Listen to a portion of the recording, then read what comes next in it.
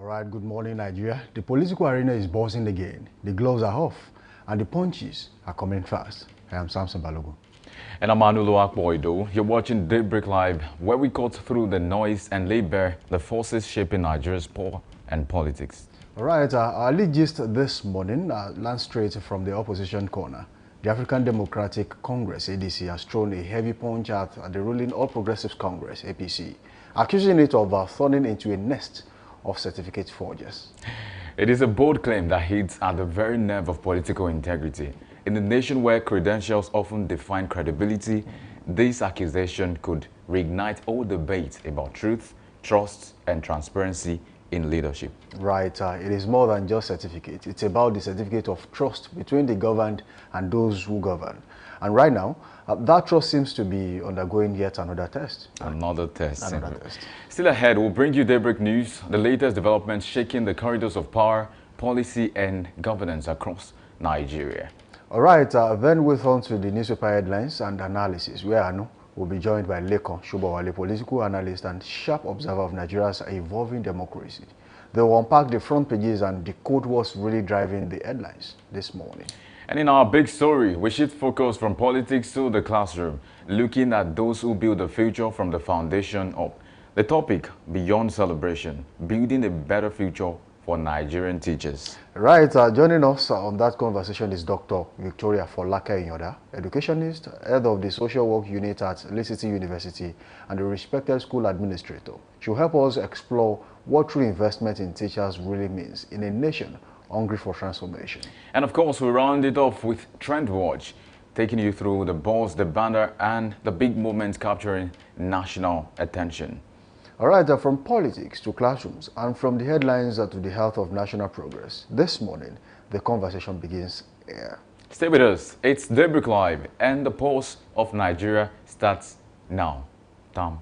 Hello, good morning to you. Good morning to you, and good to have you back in the studio. I mean, such a beautiful day. Right. The city of Ibadan. Yeah. I say in the city of Ibadan, of course, there was mist. If you're driving across some places. Depends on where you are coming exactly. from, actually. I think it's now longer day, shorter night, because it became clearer as early as 6 o'clock, and you're like, oh, what exactly is going on? You know, a few days ago, you know, by almost 7 o'clock, the weather is still a little bit, it's still foggy, but then I think everything is clearing up now. It brings to mind that we're getting close to the end of the year. Absolutely right, absolutely. Yes, let's talk about, you know, the All Progressives Congress and, of course, the Action Democratic Congress, the ADC in Nigeria.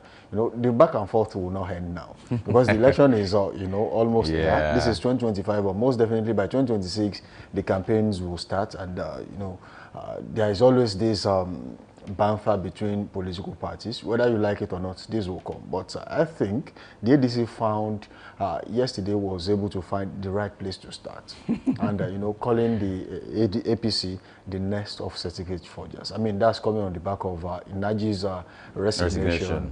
You know, there was pressure, and then he just had to resign eventually.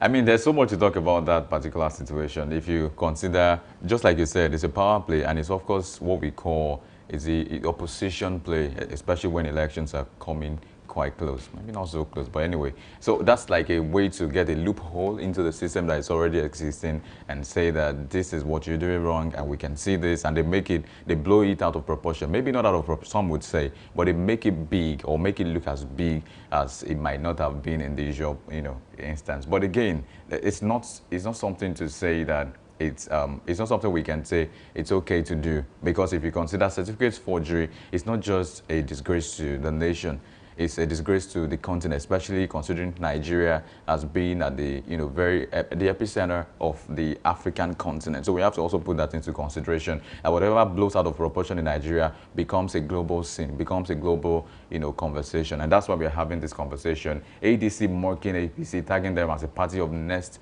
or as a party that is for a nest of certificate forgers. You know, that kind of what they tag them might not be a good thing, especially for the APC. Now, they've drawn references from different instances. For example, Atiku also spoke to the issue of the Chicago University of the president and some other oath of allegiance, of oath that the president swore. And some have also said the declaration of the age of the president is also a question.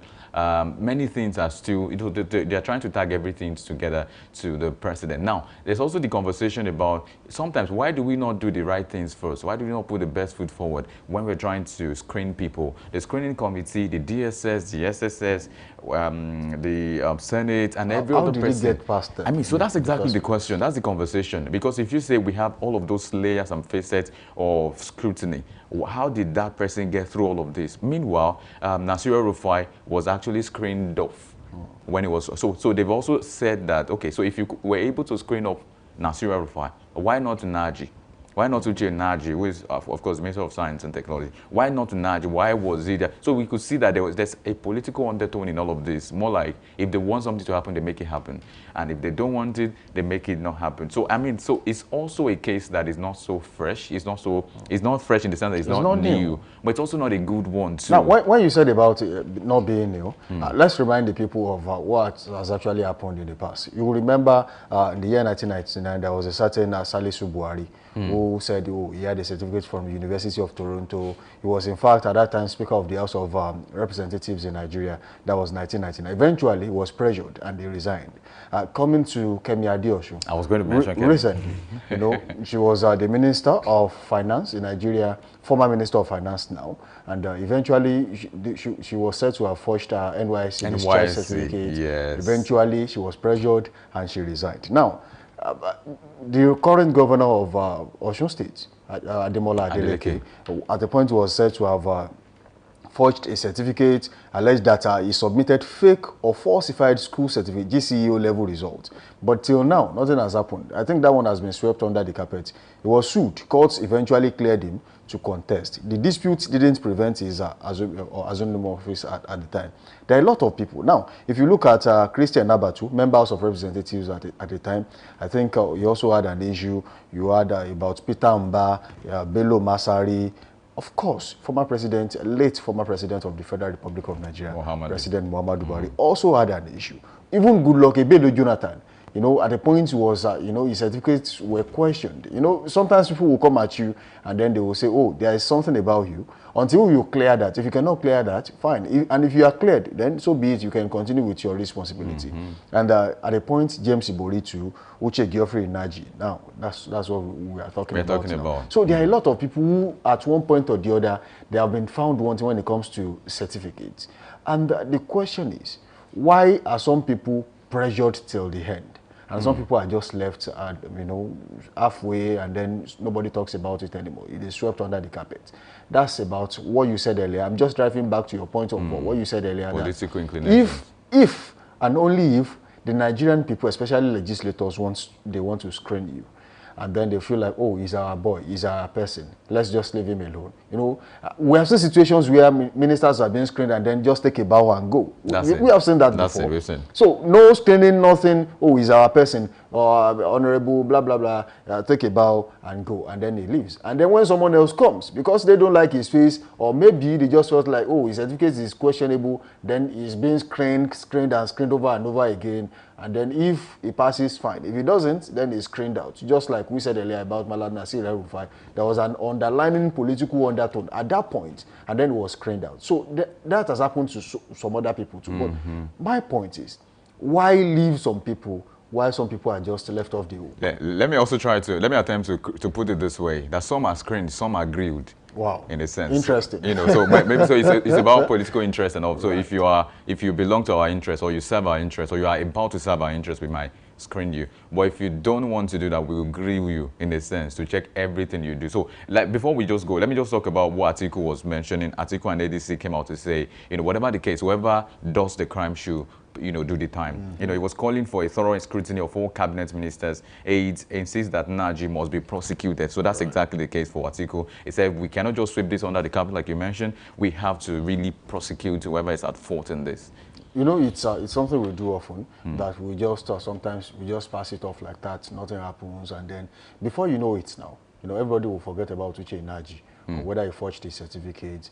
He called for his institution, University of Nigeria, to release his transcript. Yeah. But there are some people who are already defending and saying, look, most of our institutions do not have, the facility to store these documents for so long. So they might not have his, transcripts at this time. But what happened to, going digital with everything? Yeah. But that's a question for another day. Another day. All right, so thank you for being a part of the show so far. It has been a wonderful session here.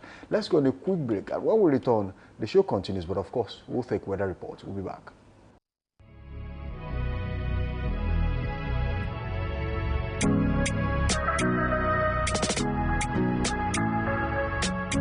Need a professional space to bring your vision to life? Dominion Television Studios offers state-of-the-art facilities perfect for your next broadcast, commercial, corporate video, or live event.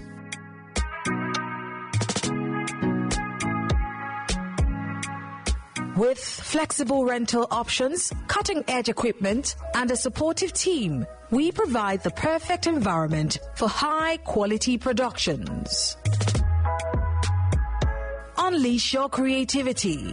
For bookings, email us at marketing@dominion.org.ng.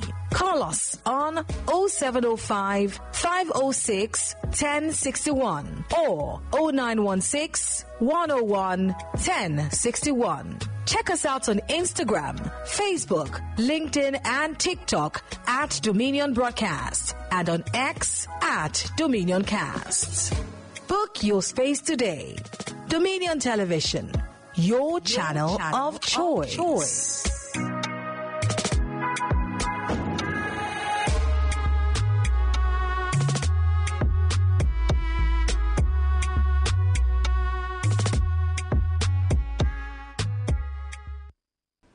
All right, welcome back to the show. It's still Daybreak Live right here on Dominion Television, your channel of choice. Now it's time to take weather report, and we'll be starting with the ancient metropolitan city of hospitality, Ibadan, this morning. And the weather currently feels like 23 degrees Celsius in Ibadan this morning. Later in the morning, it will rise to 27 degrees Celsius, mostly cloudy, and also mostly cloudy in the afternoon at 31 degrees Celsius. Partly cloudy in the evening at 25 degrees Celsius. Mostly cloudy overnight at 23 degrees Celsius. Dew point is expected to be around 22 degrees Celsius, while wind is expected to be around 3 kilometers per hour, humidity at 97%. So if you are in Ibadan, prepare for that this morning. I think the weather will be a little bit clear in Ibadan. And in Abeokuta, Ogun State, that this morning, the average atmospheric condition will be 23 degrees Celsius averagely. And of course, in the morning, 27 degrees Celsius, cloudy. And later in the afternoon, 31 degrees Celsius, mostly cloudy as well. Evening, 25 degrees Celsius, partly cloudy. And overnight, it's 24 degrees Celsius also in Abeokuta South, Ogun State today. All right, I'm moving on to the Center of Excellence, Lagos. This morning, weather currently feels like 24 degrees Celsius in Lagos. And later in the morning, it will be mostly cloudy at 27 degrees Celsius. Also mostly cloudy in the afternoon at 29 degrees Celsius. Mostly clear in the evening at 26 degrees Celsius. Mostly cloudy overnight at 26 degrees Celsius. Wind to be around 3 kilometers per hour. Humidity at 94%. And dew point at 23 degrees Celsius in Lagos today. The atmospheric condition is at 21 degrees Celsius, cloudy and averagely in Ekiti State, Ekiti East this morning. 21 degrees Celsius, of course, 26 degrees Celsius in the morning, mostly cloudy. Also mostly cloudy at 28 degrees Celsius in the afternoon, 23 degrees Celsius, mostly cloudy in the evening. And overnight, expected isolated thunderstorms is a thing to have at 21 degrees Celsius in Ekiti East, Ekiti State. All right, moving on to Osogbo in Osun State this morning. Weather currently feels like 23 degrees Celsius in Osogbo today. Later in the morning, dew rise to 27 degrees Celsius, mostly cloudy. In the afternoon, 30 degrees Celsius, also mostly cloudy. It will be partly cloudy in the evening at 24 degrees Celsius and cloudy overnight at 23 degrees Celsius in Osogbo today. The weather is partly cloudy at 23 degrees Celsius averagely in Ilorin South Kwara States today. In the morning, 27 degrees Celsius, partly cloudy, and afternoon, 31 degrees Celsius, also mostly cloudy, partly cloudy in the evening at 25 degrees Celsius, and overnight is mostly cloudy at 23 degrees Celsius in Ilorin South Kwara State.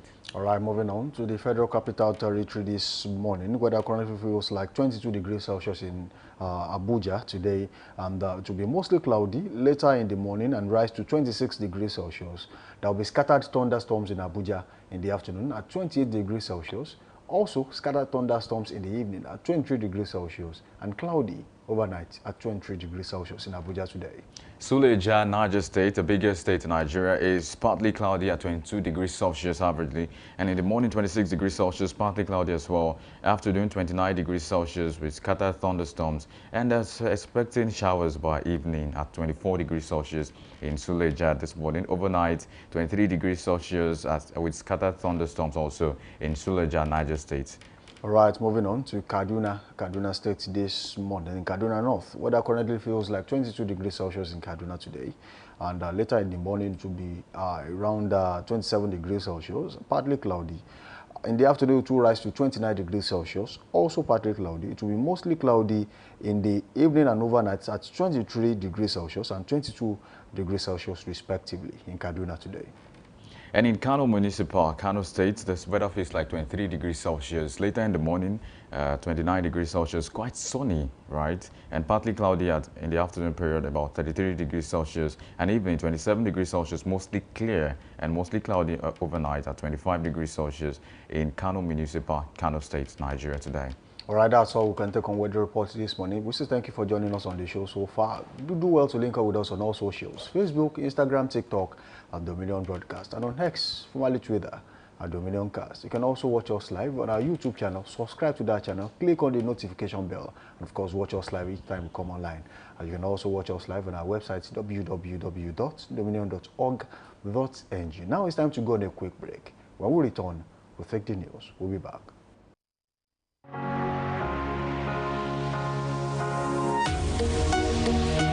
Live from the heart of the action. Welcome to the nerve center of Next Level Broadcasting.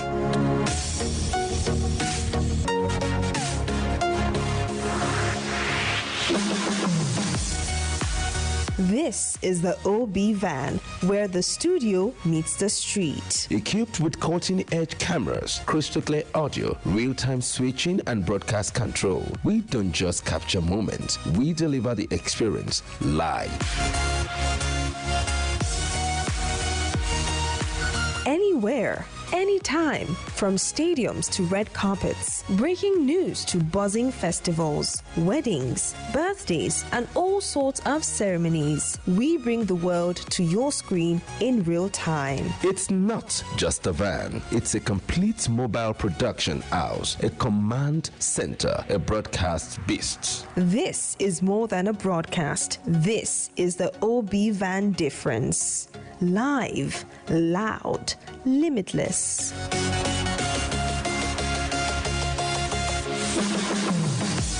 Ready to go live? Like never before. Book the OB van today and take your event to the world. One powerful broadcast at a time. To book, call 0705 506 1061 or 0916 101 1061. Email marketing@dominion.org.ng or visit our socials on Instagram @Dominion Broadcast. Dominion Broadcast, your channel of choice.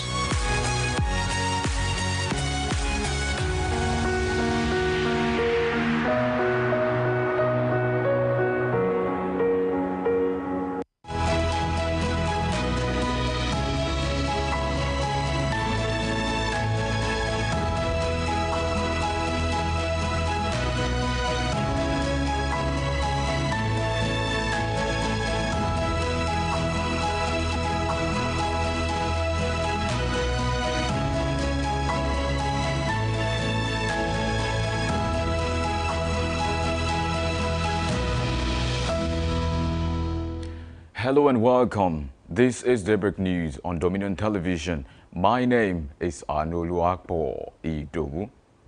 We start with education, where the federal government has said that it has commenced the final phase of negotiations with the Academic Staff Union of Universities, ASU, and other tertiary education unions.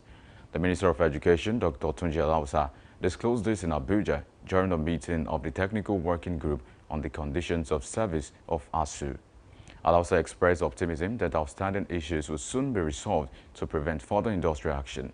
He said the group was finalizing a counteroffer to be presented to the unions through the Allied General United Federal Government Tertiary Institutions Negotiations Committee. The Senate has formally sworn in two newly elected lawmakers, Joseph Ikpea and Emmanuel Mwachuko, representing Edo Central and Anambra South senatorial districts, respectively. The swearing-in, which took place during plenary, was presided over by the President of the Senate, Godswill Akpabio, while the Clerk of the Senate, Emmanuel Ojo, administered the oath of office and allegiance. The development followed the recent by-elections conducted to fill two vacant seats. One of the seats was previously occupied by Monday Okpebolo, now Governor of Edo State, and the other by the late Senator Ifeanyi Uba, who died in July 2024. The West African Examinations Council, WAEC, has assured students, parents, and schools that the 2026 computer-based West African Senior School Certificate Examination, CBWAS, will be conducted smoothly and efficiently. Speaking during the sensitization campaign in Lagos, the head of the WAEC National Office, Dr. Amos Dangote, said every candidate who registers for the CBWAS 2026 will be able to write the examination seamlessly, whether in Nigeria or abroad. The awareness campaign was held across several locations in Lagos, including Yaba, Ojo, Ikeja, Ikorodu, Maryland, and Surulere. Dangote explained that the sensitization exercise was designed to prepare candidates and schools for the new system and to allow them to practice ahead of the examination. And away from that, the Nigeria Police Force, NPF, has suspended the enforcement of the vehicle tinted glass permit following a court order halting the exercise. This was disclosed by the spokesperson for the Federal Capital Territory Police Command, SP Josephine Adey. Recall that Federal High Court in Warri, Delta State, last week ordered the Nigeria Police Force, NPF, and the Inspector General of Police, IGP, to suspend the enforcement of the tinted glass permit across the country. Meanwhile, the Independent National Electoral Commission, INEC, has extended the ongoing continuous voter registration exercise at ward level across the Federal Capital Territory by 4 days. This decision was made during INEC's third quarterly meeting with resident electoral commissioners, where ongoing electoral activities were reviewed. In a statement released by the Director, Voter Education and Publicity Department, Victoria Eta Messi, INEC confirmed that the registration, which was originally set to end yesterday, will now continue until Sunday, October 12, 2025. INEC reaffirmed that the online pre-registration option remains suspended in the FCT, emphasizing that all pre-registrants must complete their registration in person at designated centers. In business, the World Bank has said that the federal government's ambition to achieve a single-digit inflation in the short term is unrealistic, warning that Nigeria remains among a handful of African countries still grappling with high consumer price inflation. In its latest report, the bank projected that Nigeria, alongside Angola, Ethiopia, Ghana, Malawi, Sudan, Zambia, Sao Tome and Principe, and Zimbabwe will continue to record double-digit inflation rate through 2025. Development contradicts the projection, undermining the federal government's optimism that recent fiscal and monetary reforms, including the FX unification, fuel subsidy removal, and central bank's tightening measures, would quickly drive inflation down to single digits. And in sport, Nigeria has formally launched a bid to host a Formula One Grand Prix in Abuja, a move that could mark the sport's return to the African continent for the first time since 1993. The chairman of the National Sports Commission, Malam Shehu Diko, announced that the proposal has been submitted to the Federation Internationale des Automobiles and Formula One management through Opus Racing Promotions, Nigeria's official representative in the negotiations. The bid comes after Nigeria's successful hosting of the inaugural E1 Lagos GP in March, which marked the first time the all-electric powerboat series was held in Africa. You can visit our website on www.dominion.org.ng to watch us live and interact with us. You can also follow us across our social media platforms, Facebook, Instagram, TikTok, YouTube, and LinkedIn at Dominion Broadcast, and on Next at Dominion Cast. And as Daybreak, again, Anuluakbo Idowu. Thank you for watching. Daybreak Live continues shortly.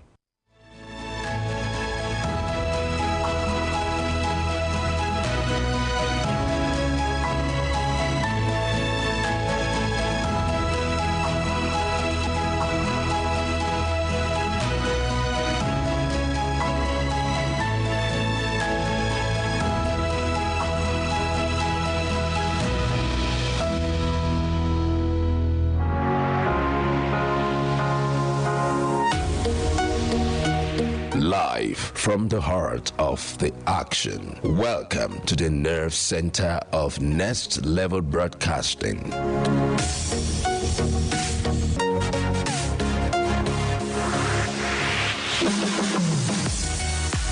This is the OB van, where the studio meets the street. Equipped with cutting-edge cameras, crystal clear audio, real-time switching, and broadcast control, we don't just capture moments, we deliver the experience live. Anywhere, anytime, from stadiums to red carpets, breaking news to buzzing festivals, weddings, birthdays, and all sorts of ceremonies. We bring the world to your screen in real time. It's not just a van, it's a complete mobile production house, a command center, a broadcast beast. This is more than a broadcast. This is the OB van difference. Live, loud, limitless.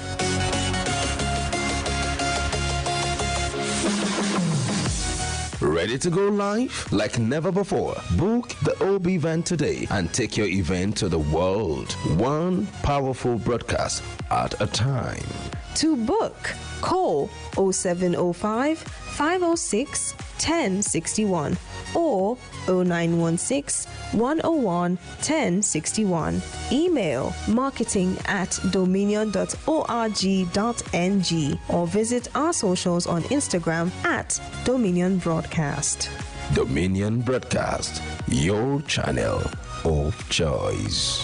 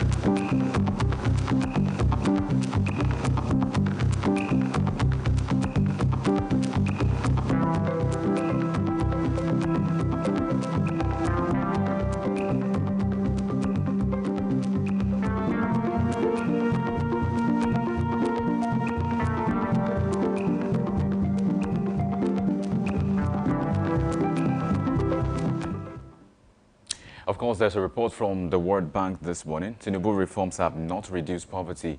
That's on the front page of Daily Trust newspaper. And if you flip through also, so many other pages having the story as the headline story for their front pages. You see World Bank Nigeria's reforms yielded stability, not relief for poor. That's also on the Guardian newspaper. Welcome to this very exciting segment of the newspaper headlines and analysis, where we check into the stories that are breaking and developing across the news platform in Nigeria. Now we take the stories one after the other, and I'm not doing it alone.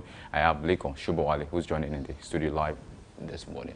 Hello, good morning. How are you? Very well. Good morning to you this morning. So we talk about the reform of the World Bank very quickly as we delve into the issues. Nigeria's reforms yielded stability, not relief for poor. It seems like it's derogatory to what the federal government is saying. Now, they've also said in a sense that Tinubu's reforms have not reduced poverty. Are they being truthful or they are being anti-Tinubu? No, the truth of the matter is that before now, this same World Bank, they have, sometimes came out and informed Nigeria that Tinubu policies are good and are well developed, and they commended the federal government. If today they are telling us what they are telling us now, the federal government should take it in good faith. Yes, there are policies of the federal government that are yielding, positive results. But the truth of the matter is that it is so clear to the blind, even the deaf can hear that we still have so much hunger in the land. Like I used to say, governance is not about data. Governance is not about statistics. Federal government, they talk about data, they talk about statistics, but these are not food. You don't understand, World Bank is not just a World Bank. World Bank is not a CBN that federal government can manipulate, or federal government can call the governor of the central bank and tell him what to tell Nigerians. World Bank, this is a kind of independent body that is not being owned by anyone, not even Nigeria. So when they are telling you this, see, World Bank, they are not member of PDP or APC. They also work with data and statistics, and they have their personnel on ground in Nigeria, moving around. They have their officials on the field. They have their officials at Borno State. They have at Sokoto, at Kano, Kaduna, Katsina, evaluating and assessing what is going on there. So, of course, they can see that, yes, federal government is talking about policy, IGR increments and all those stuff, but still, Nigerians are still hungry. What I think the federal government, should have said is that, okay, thank you so much. We are going to work, we are putting on our best, but we can still improve. We will look at our area of weaknesses and adjust. It is not for them to, it is not for the federal government or its agencies, to be finding justification or to be looking for excuses. And, they are only telling the federal government that, see, we have some, sometimes ago we commended you, but now with what we are seeing in your country, people are hungry. 85% of Nigerians are still hungry. No matter how good your policies are, yes, your policies, removal of subsidy, increments in electricity tariff, this and that, but yet, it's as if this policy are putting more afflictions on Nigerians, even though federal government is saying that it's trying its best by giving money to some of these state governors that are not even giving it back to the people. But what we are saying is that Nigerians, your countrymen and women, are still hungry. That is what the World Bank are saying. Sorry, let's pick it from there to talk about the poverty index in the country. Now, I remember one time I was in the university and one of my lecturers came in and then he said something that we are not as poor as indicated by the world statistics and the NBS and all of them. And he gave reasons for that. He said, I think at the time, the quota for poverty index was, if anybody was spending less than $100 at the time, so that the person per day, so that means the person is regarded as being poor. But my lecturer begged to differ, and then he said, in the villages, they don't have to spend nothing any day because they have the vegetable right behind their back, their house. They have the elubo in their house. They have all of these things, so they don't have to buy anything. So how do you rate those people? What is the metrics for those people to say they are poor? If you judge by the standards of the World Bank and then the United Nations and every other data agency. But again, now let's put it straight. This sounds like what Nigerians are expecting.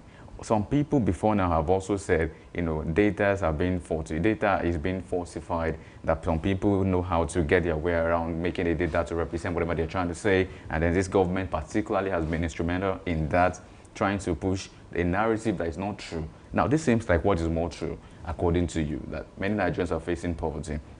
But going forward, does this install back the trust of Nigerians in the data system that we have in the world?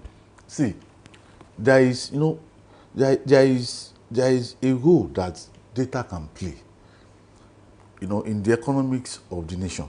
That is, if we have, well-documented data, and if our Nigerian officials can be sincere with data. Data is good. There is nothing wrong with data and statistics if you are being sincere and being honest with it. But the truth of the matter is that most Nigerians, let me give you an instance.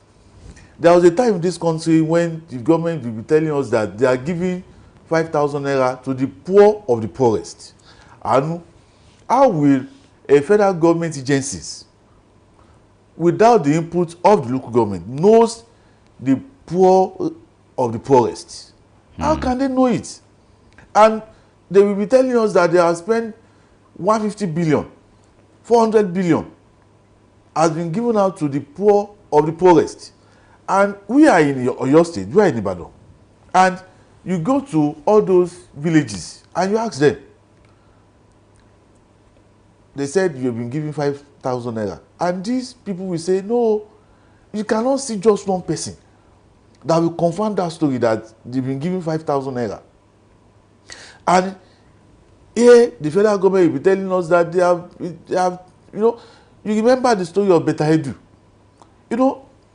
It's good to work around data. But for me, my belief is that, yes, government can use data, government can use it, but the essence of governance is the people. The best data, the best statistics that any serious government can use is the people. When people comes out and tell you, yes, our government is trying, our government is taking care of us, hunger has been reduced drastically in the land. These are my own data. These are the data that I believe. These are testimonies. But when you come out and you bring out a very big data and you are telling us 75% of Nigerians are now living above poverty.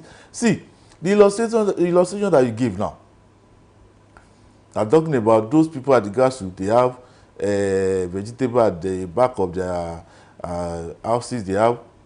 Does that mean they will not still spend? They will still spend. But they might not need to spend $100. I think that's like the context. See, let me tell you. There is no good hospital. Sometimes they will be sick. They want to go to the hospital. They need money. Their children will go to school. They need money. They will also have their own personal things that they will need to do with money. You understand? The illustration, okay, all these illustrations that I even giving, let's look at it from another angle. How many of these people can really go to their farms now with the fear of the herdsmen? You are talking about when things were still good. I used to have a grandfather that, in Abeokuta, that most times when I visited him, he used to take me to his farm. He's late now. And I understand, how they live in all those villages. Yes, you have fresh vegetable, you have fresh water leaf. Sometimes, they go and pick snails. Sometimes they set traps for all this. So, but things are changing now.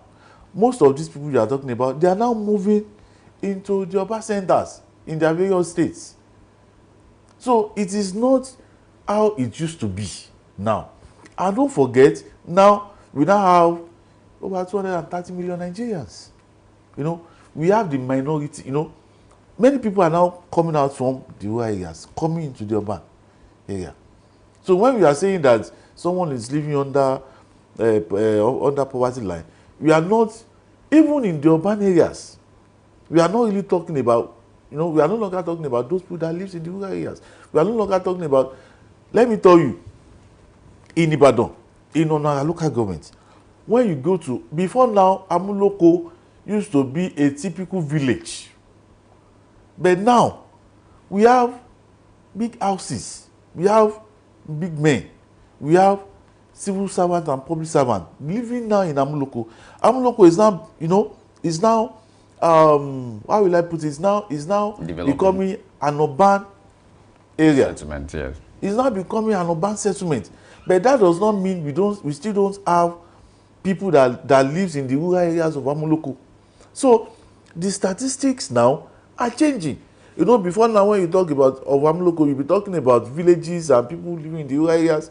But now when you talk about Amuloko, you will be talking about people that are now living very close to urban centers. You go to Idehanyure, you have civil servants, you have public servants that lives there. Before now, it used to be rural area, but now it's becoming a semi-urban areas. All right. So most of these statistics, they are no longer working. Right. They need to be updated, because if someone is still referring to Amuloko as a rural area, as a village, As a standard. you don't understand. That person is making All right. a mistake. So you quite mentioned security as one of the problems that's made everything to change, how that there's now rural to urban migration and all of that. So we cannot dispute that. But I think talking security, there's a story I want you to just, harp on a bit. It's about Senate seeking permanent military base in Kwara South as Army steps up action to invite Minister of Defense IGP. Over 142 people kidnapped, 70 killed within 12 months. That's coming from a report. 25 communities deserted, and Kwara South Senator says police deploy special squads in the Ekiti boundary communities. Your PDP also is calling for effective border patrol for southwest states. So that's like 142 persons kidnapped, about 70 people killed, and about 25 communities deserted. That's just the narrative. And this is not the far north. This is southwest. So this is becoming a security issue that needs to be nipped in the bud, especially if you are going somewhere. Now, speak to the issue. What do you think the federal government can do, or the state government, or whoever is in charge of this, maybe the IGP or the military forces, should do to ensure that this is curbed? See, let me tell you, I know these areas, Irekod, we are talking about Okeode and Igbi. They are at Irekod and Ifelodun, local government. Sometimes I was at Omango in Irekod local government, for some stuff like that. See, in some of these areas, we have natural resources, we have mineral resources. It is not, yes, it may be a case of, banditry and all those stuff, but not terrorism. What these guys do, immediately they spotted any location with natural resources, the first thing they do is to attack those communities. They killed, they maimed, they kidnapped, they chased away those communities. And they will now take charge of the communities. They will now start exploring their natural resources. That's what is happening in Zamfara State. So they are bringing it to southwest. You understand? And in southwest, we have a whole lot of natural resources in the southwest. We have it in abundance. So that is they are moving from Kwara State, going to Ekiti State, entering Ondo State, where we have a lot of bitumen. What I think the federal government should have done, or that the federal government needs to do, is see the issue of natural resources or mineral resources. Let the state government, even the local government, can handle it, can take care of it. The way we are sharing federal allocation, you understand, if the local government is handling the issue of natural resources, it can also be shared within the theaters of the government. You understand? So, let this thing be manned by the locals. Are you preferring state policing? State police, local hunters, the vigilantes, when they know that this is their inheritance, when they know that this is their home, they will protect it. You know, you don't just leave it to the federal government. Let me give you an instance. You know, in some of these areas in Kwara State, you can take a walk of 2 hours in some of these communities and villages. You will not see any presence of the federal government. You will not see any presence of the state government. And as you go, you'll be meeting cows in Kwara State. What are we saying? Let the locals, let them take care of. See, most of these things, I just told you the reasons. Natural resources, mineral resources. These guys, they are coming in to, you know, to start exploring all these things. And we are saying that all this belongs to the federal government, even when they are in the local, with the locals. So what these guys do is that they come in their thousands. You know, they killed anybody that, you know, that wants to confront them and all those stuff. They maim some, they kidnap some, they chase them away out of the communities. They will now take charge. There is a community in this southwest state, I don't want to mention the community, that something like this is happening in that state, in the southwest, that nobody can go into that community, not even the security agencies. As we speak? As we speak, in the southwest. It's in the public knowledge now. The people knows where we have natural resources and this thing is happening. So, you know, it is all about the fact that the federal government should be magnanimous to accept the truth. You know, enough of spending billions on insecurity, buying war jets and all this stuff. And most of these insecurity problems can be solved by the locals. Locally. You understand? It's just for you to get information, to get intelligence report, then you bring in these locals. It has happened in the state before. You know, I think in 2023, early 2023 or late 2022, then I was a reporter with the state-owned media house, and there was a time that these Fulani herdsmen came into Oyo State. They are planning to come into Oyo State then, you know. But some of them came in later to Kishi in the Irepo local government. And I was sent there to go and, you know, observe what has been going on there. I went into the bush with the locals. And the locals chased those herdsmen. In fact, they killed maybe 1 or 2. And like 4 or 5 of them escaped with bullet wounds. And these herdsmen also, you know, release some shots. They exchange fires. You know, they exchange, you know, gunshots. But none of these local hunters, you know, was killed. You understand? So I was there, I went with them, I saw it, I was in the bush with them. And that was how they chased them away. Even the you know, we have Operation Boss and the likes following us. At the time. They were at the back. The locals were at the front. I was in the middle. It happened. So leave this thing to the locals. Let this problem can be solved locally in conjunction with federal government security agencies. Absolutely. Your points are valid and we've taken your points. Let's move on to something also at the heart of national development, and that's talking about education. Federal government begs ASU to shelve strike. A highly amended committee to present federal government's fresh offer to ASU. We've been on this since I was born. Again, we're having this. What do we say to this? How do we move from here? Well, I believe the problem will soon be over, you know. The education minister informed us yesterday that they are 80% done now. That they only have like 20% to wrap up their negotiations. There's a planned protest today. Yes, they are appealing to them to shelve it. And maybe, you know, the federal government claimed that it has released 50 billion naira to the ASU, and another 150 billion. But is that their demand? Is that the demands of the ASU? Yes, you know, one of their major demands is to clear their allowances, their arrears, and also review their salary structure.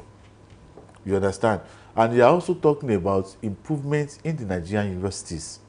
And I think with some of this money being released, most of these demands can also be tackled, can also be taken care of. So you think it's going to fizzle out soon enough? You know, the President Bola Ahmed Tinubu is saying that he doesn't want any ASUU strike, that he wants the students to be in their school. He doesn't want university to be because shut it down goes for a day. beyond words. It's just say. I mean, you have You to know, also to put action in. to the best of my knowledge, one of the areas to which the president is really putting his best is this issue of ASUU. You know, before now, if you are saying you are releasing 10 billion, 20 billion to ASUU, 6 months, 1 year, 2 years, 3 years in the lives of the administration, they may not. But now they have released 50 billion naira, and they are talking about another 150 billion naira in the 2026 budget. I think the federal government is trying, and going by what Tunji Alawusa is telling Nigerians, he said they are 80% done. So if you are saying you are 80% done, for me, I don't see any reason or justification for any protest again. If you are, the man said they are 80% done. So if you are 80% done with anything, I don't think there will be a reason for any protest or strike or. Thank you so very much. Mr. Lekon Shobowale is a public affairs analyst and a journalist. Thank you very much for joining us again this morning. Thank you so much. And this is where we draw the curtains on this edition of Newspaper Headlines and Analysis. Thank you very much for staying tuned. Coming up next is a big story with Samson. Stay with us and don't go nowhere after this break.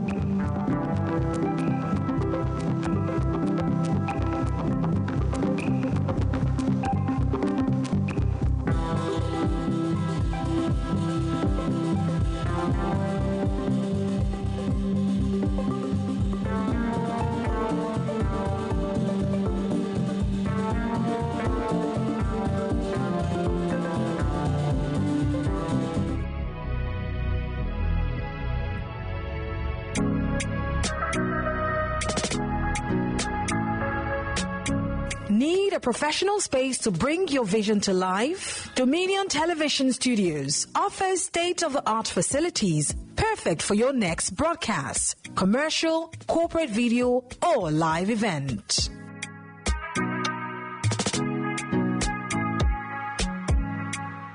With flexible rental options, cutting-edge equipment, and a supportive team, we provide the perfect environment for high-quality productions. Unleash your creativity. For bookings, email us at marketing@dominion.org.ng. Call us on 0705 506 1061 or 0916 101 1061. Check us out on Instagram, Facebook, LinkedIn, and TikTok at Dominion Broadcast and on X at Dominion Casts. Book your space today. Dominion Television, your channel of choice.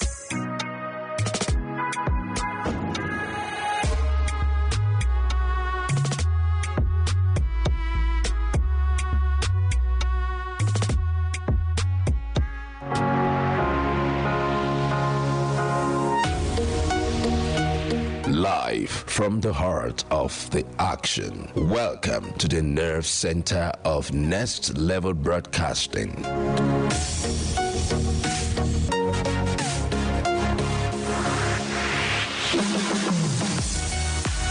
This is the OB van, where the studio meets the street. Equipped with cutting-edge cameras, crystal clear audio, real-time switching, and broadcast control, we don't just capture moments, we deliver the experience live.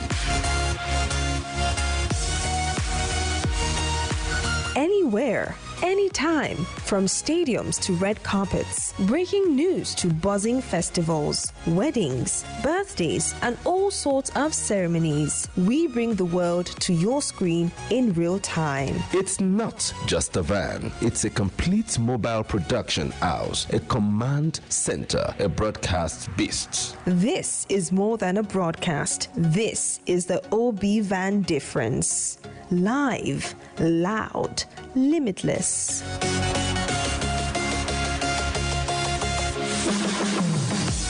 Ready to go live like never before? Book the OB Van today and take your event to the world. One powerful broadcast at a time.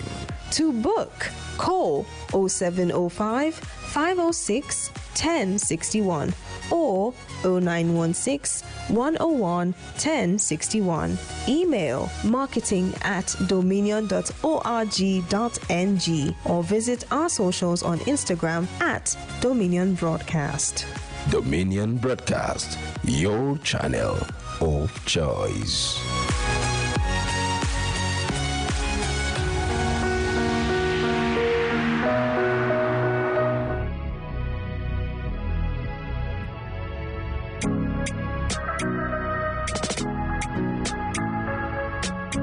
Need a professional space to bring your vision to life? Dominion Television Studios offers state-of-the-art facilities perfect for your next broadcast, commercial, corporate video, or live event.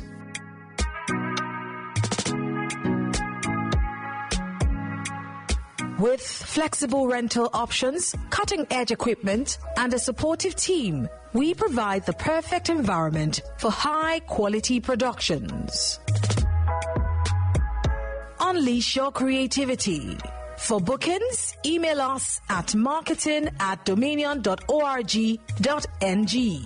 Call us on 0705 506 1061 or 0916 101 1061. Check us out on Instagram, Facebook, LinkedIn, and TikTok @Dominion Broadcast and on X @DominionCast. Book your space today. Dominion Television, your channel of choice.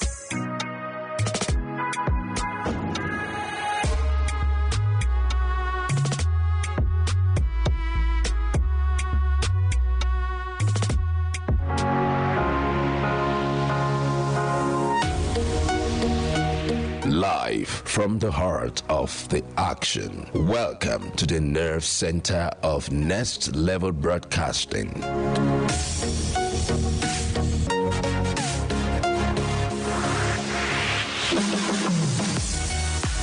This is the OB Van, where the studio meets the street. Equipped with cutting-edge cameras, crystal clear audio, real-time switching, and broadcast control, we don't just capture moments, we deliver the experience live. Anywhere, anytime, from stadiums to red carpets, breaking news to buzzing festivals, weddings, birthdays, and all sorts of ceremonies. We bring the world to your screen in real time. It's not just a van, it's a complete mobile production house, a command center, a broadcast beast. This is more than a broadcast. This is the OB Van difference. Live, loud, limitless.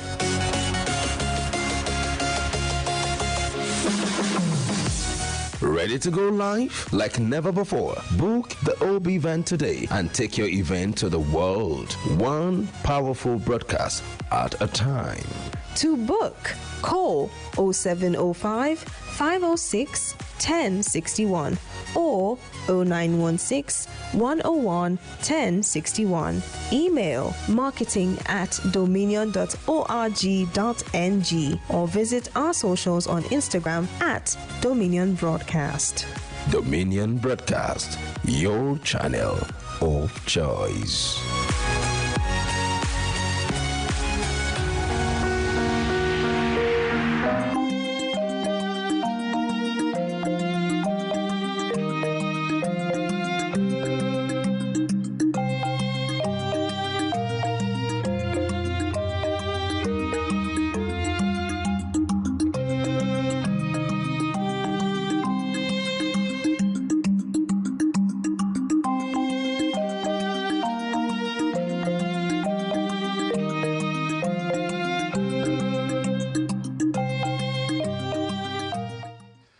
good morning and welcome to the big story on Daybreak Live. I am Samson Balogun. Today we are going beyond the applause and the annual tribute to talk about real impact. The topic is Beyond Celebration, Building a Better Future for Nigerian Teachers. Every October, we celebrate the men and women who light the path of knowledge.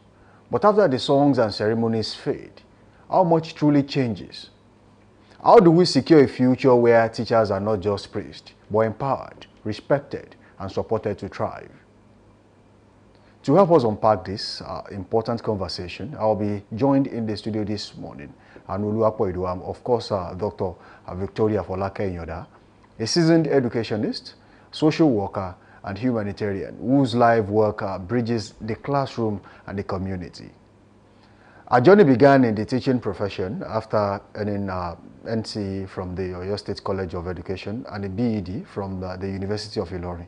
Her passion for understanding the social challenges that affect students led her to the University of Ibadan, where she earned multiple postgraduate degrees, including PhD